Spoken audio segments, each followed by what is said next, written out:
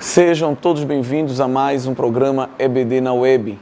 Hoje com a lição de número 10, saudamos a todos com a paz do Senhor Jesus. Meus irmãos, ao longo desses domingos estamos estudando vários termos teológicos relacionados à doutrina da salvação, que está também ligada à doutrina de Jesus Cristo, a cristologia. E para este domingo, você, caro professor, deve estar atento a dois termos e podemos dizer também que mais uma expressão-chave relacionada à salvação: justificação, adoção e perseverança dos santos. Compreender o conceito teológico desses três termos é importantíssimo para o desenvolvimento da sua aula. Primeiro, gostaria de trazer um breve comentário sobre a justificação, que nada mais é do que o ato de declarar justo.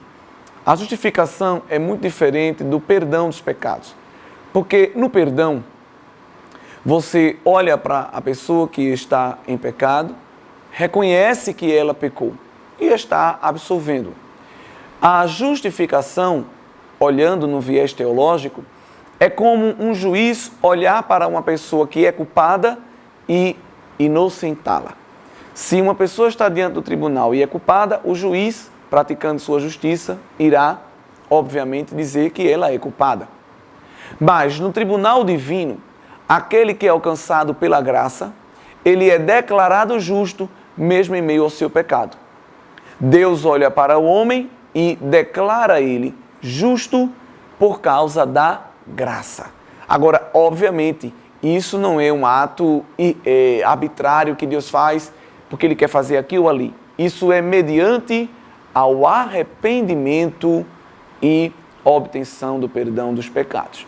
Então, uma das primeiras etapas da salvação, a regeneração, seguida da justificação, nos permite assumir a posição de pessoas que serão santificadas por Deus. Quando nós lemos toda a Bíblia Sagrada, nós vamos observar que a ideia de justificação está bem presente, porque Deus é um Deus justo, é o Deus justificador. E essa justificação não é por nossos méritos, não é por obras para que ninguém se glorie, como nos ensina o texto bíblico, mas é tão somente pela graça de Deus. É bom ter cuidado porque geralmente dizemos que a justificação é pela fé. Assim nós aprendemos e esse é um dos pilares da reforma protestante. Porém, muitas vezes as pessoas dão à fé, ao ato de crer, uma importância muito grande, como que o homem se tornando um ser ativo na justificação. Mas, na verdade, o homem é um ser passivo no ato justificador, porque ele recebe de Deus a justificação. Não é o homem que ativa a justificação de Deus sobre a sua vida através da fé. Porque, senão, nós estaríamos mostrando que é o homem que opera em si a justificação. Mas, a partir do momento em que crê, a partir do momento em que se dispõe em arrependimento a receber do Senhor, o homem reconhecendo que Deus é o dador da vida, do perdão, remissão pelos pecados e justificação, recebe do Senhor esse direito de ser chamado justo. A partida parece ser complicado, mas quando nós começamos a ler a Bíblia e a consultar os materiais teológicos disponíveis, que você, professor, claro, sempre tem feito isso muito bem, nós percebemos que a justificação é algo glorioso, porque era para Deus olhar para nós e nos ter como culpados, mas o sangue de Cristo nos limpou do pecado, a graça superabundou onde abundou o pecado, de forma que Deus, no tribunal da vida, pode nos declarar justos. E aí há uma série de textos bíblicos que estão aparecendo no rodapé e que você pode utilizar na sua aula. E esse ato justificador já havia sido profetizado no Antigo Testamento, por exemplo, como por Isaías. No capítulo 61, versículo 10, quando ele diz que o Senhor se revestiu de um manto de justiça. Olha que coisa linda. Pois ele me cobriu com vestes de salvação e me envolveu com um manto de justiça.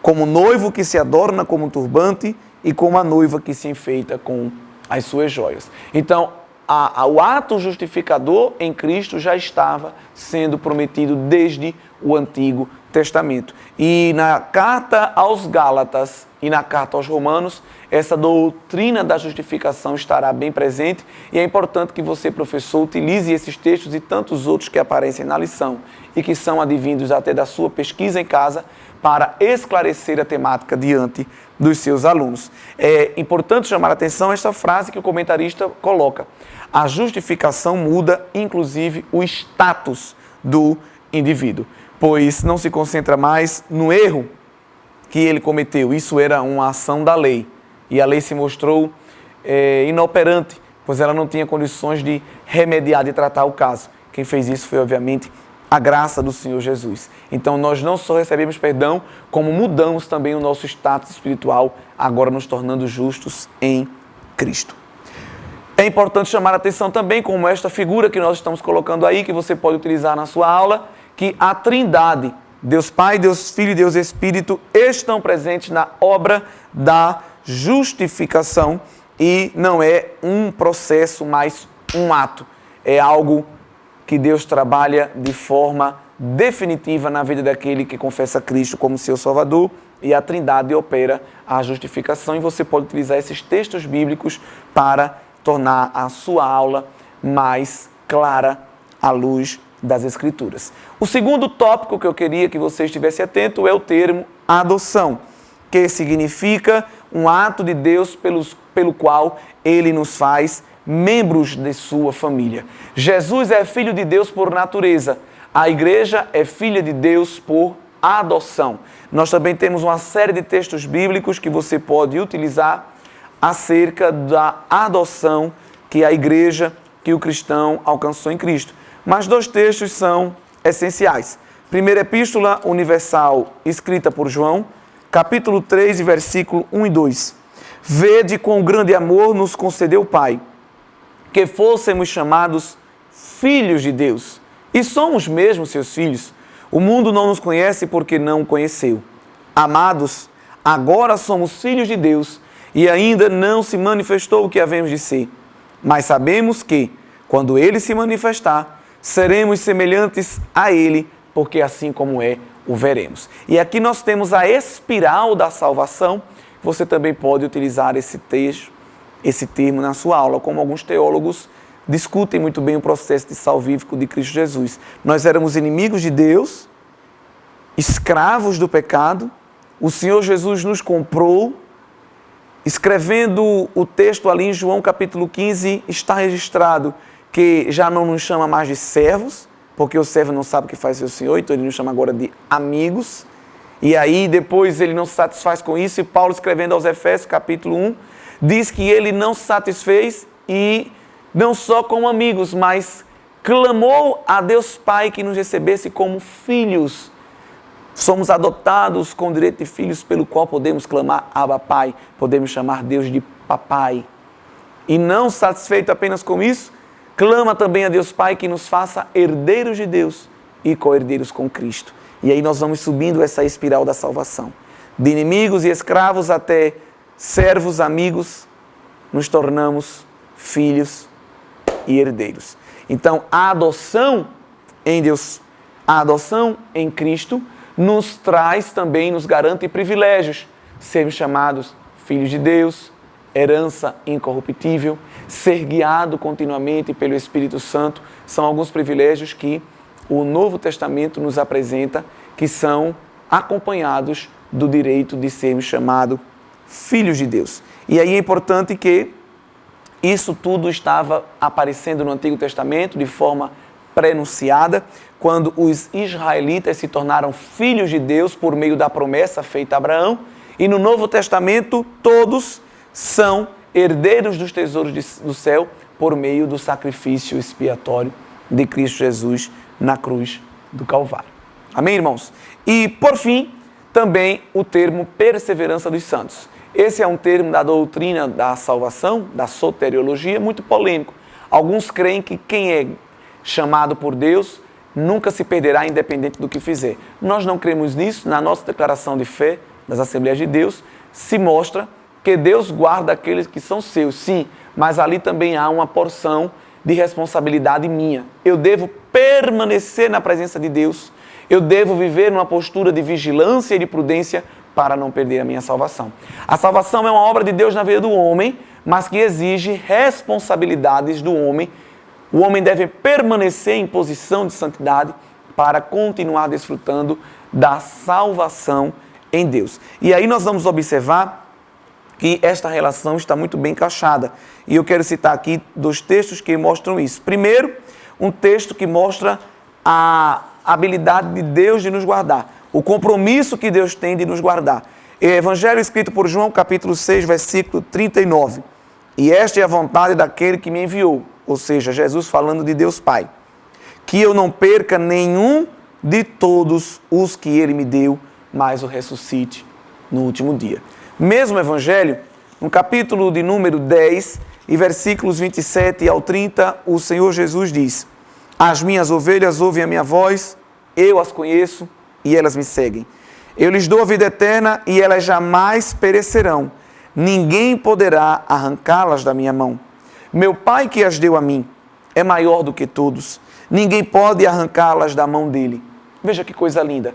Então aqui nós vemos que Deus preserva assim os santos. Deus guarda os santos. Mas os santos, os fiéis, os remidos, precisam manter uma postura de vigilância, de santidade e compromisso para não perder esta conservação de Deus. Um exemplo, temos textos bíblicos também que vão comprovar isso. Evangelho escrito por Mateus, capítulo 24 e os versículos 12 e 13. E por se multiplicar a iniquidade, o amor de quase todos esfriará. Mas aquele que perseverar até o fim será salvo. Primeira carta aos Coríntios, capítulo 10 e o versículo de número 12. Aquele, pois, que pensa em estar em pé, cuide para que não caia. Então veja, irmãos, se Deus não nos chamasse à responsabilidade, com certeza estávamos totalmente preservados. Mas como Ele exige de nós uma postura de compromisso, podemos estar certos de que, se não vigiarmos, a salvação pode ser perdida. Mas Deus já revelou que aqueles que Ele chamou, aqueles que Ele escolheu e salvou, Ele, obviamente, não quer que se percam. E há diversos textos bíblicos que nos mostram isso. E que há grupos de pessoas na Bíblia, a Bíblia revela, que mesmo estando salvas, poderão perder a sua salvação se não vigiarem. Há sempre este alerta nas Sagradas Escrituras e nós colocamos esses versículos, esses textos bíblicos aí no rodapé e você pode utilizar na aula como uma postura apologética para se posicionar frente a esses desvios doutrinários que são trazidos por aqueles que estão lá fora. Quero chamar também a atenção de você, professor, para o subsídio 2 da lição de professores, retirado do livro Maravilhosa Graça do pastor José Gonçalves. Nesse texto, nesse subsídio, está uma explicação muito boa sobre o conceito justificação baseado na palavra original no grego. É um subsídio importantíssimo que clareará a sua mente e, com certeza, você, ao transmitir para os seus alunos, trará também um grande proveito. Nós queremos louvar a Deus por todos vocês que têm feito este belíssimo trabalho e que, através da unção do Espírito Santo, muitas vidas sejam acrescentadas ao reino de Deus e amadurecidas pela palavra. Chegamos ao fim de mais um programa e agradecemos a Deus pela sua vida e pelo seu esforço em fazer esta grande obra. Louvamos a Deus, porque nele nós fomos feitos justos, filhos, e se permanecermos firmes, chegaremos ao estado de glorificação final. Vamos encerrar esta lição, irmãos, ouvindo o texto áureo. Deus abençoe a todos e a paz do Senhor Jesus. Para que, sendo justificados pela sua graça, sejamos feitos herdeiros, segundo a esperança da vida eterna.